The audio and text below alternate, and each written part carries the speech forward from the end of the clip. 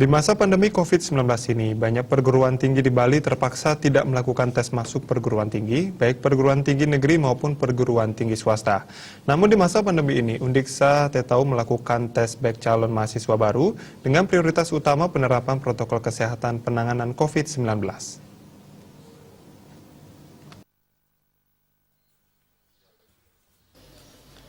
Ujian tulis berbasis komputer seleksi bersama masuk perguruan tinggi negeri resmi bergulir. Salah satu perguruan tinggi yang melakukan ujian masuk perguruan tinggi adalah Undiksa Singaraja.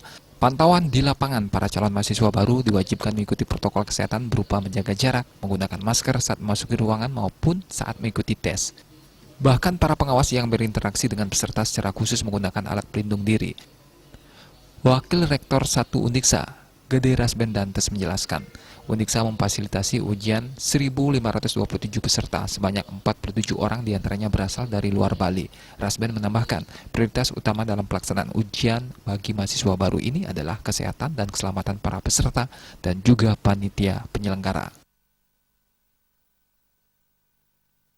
Ini kami harus mempersiapkan lebih matang terkait dengan masa pandemi COVID-19. Jadi untuk Undiksa kita memperoleh calon peserta yang akan tes di pusat UTBK Undiksa itu sejumlah 1.527, dan dari 1.527 ini ada 47 calon peserta itu berasal dari luar Provinsi Bali.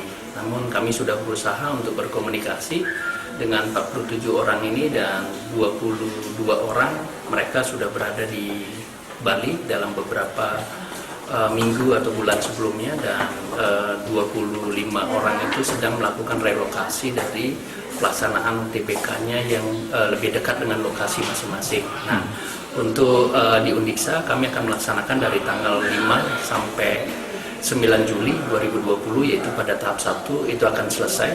Ya, mudah-mudahan semua kegiatan bisa berlangsung dengan baik, dan dalam satu hari kita memiliki.